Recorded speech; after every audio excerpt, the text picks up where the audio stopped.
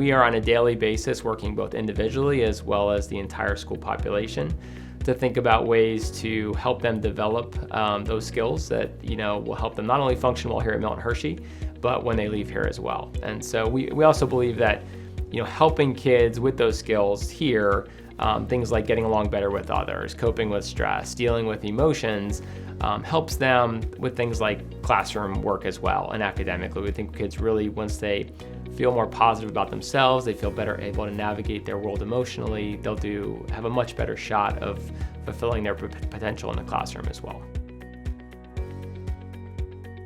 I really think in order to have complete health, we talk about that whole child perspective, I really think you need both. You can't have all emotional health, you can't have all physical health. They're both critically important and they impact each other. We know, things like exercise, benefit emotional health. And when you have good emotional health supports, you feel better, you have more energy to do physical things. And so they really are intertwined together. And I think if you look at it that way, you have a much better chance of having success for an individual.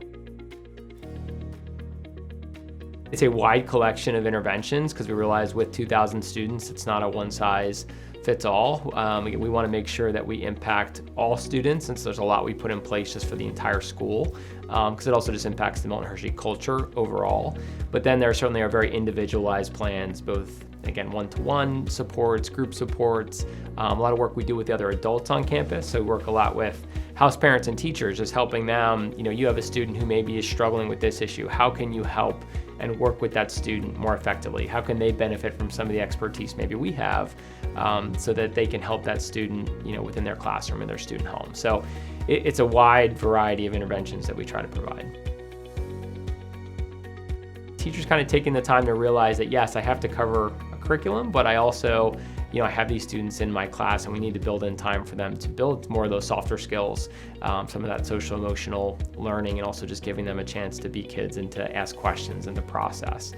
And then I think lastly, I think our teachers, again, do a great job with this, but recognizing when a child needs something more, when they need to be referred, for counseling or some other intervention. First of all, kind of making sure you're looking at each individual child, and even within a family, if you have 2 or 3 kids, they may be very different in that way. I think also just kind of open kind of communication with kids and not assuming that you understand sometimes why they're struggling with something. Sometimes really just talking to them about, what their perception is, what they're thinking, why they may be kind of showing some of the symptoms of stress that they are, and really kind of having a conversation, even for younger kids, can be helpful.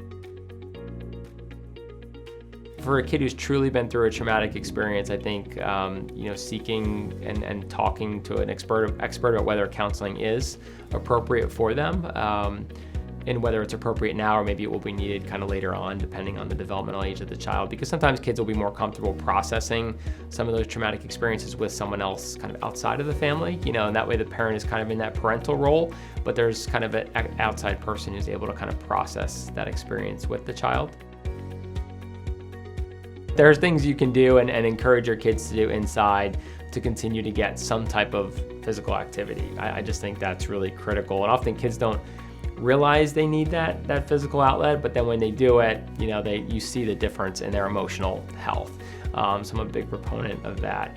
I think also just normalizing for kids that it's challenging, both during the winter sometimes as well as during kind of COVID and everything that's been going on with the pandemic, that it's normal to be frustrated, to be upset, to have some of these negative emotions because you can't do everything that you were able to do in the past. And that they're not alone, that most kids are dealing with the same thing. And that, there is hopefully an end to this, that it's not, I think having them also look optimistically that in the future, we don't know exactly when that's going to be, we will be able to return to a lot of those things, that this is not a permanent change in our routine.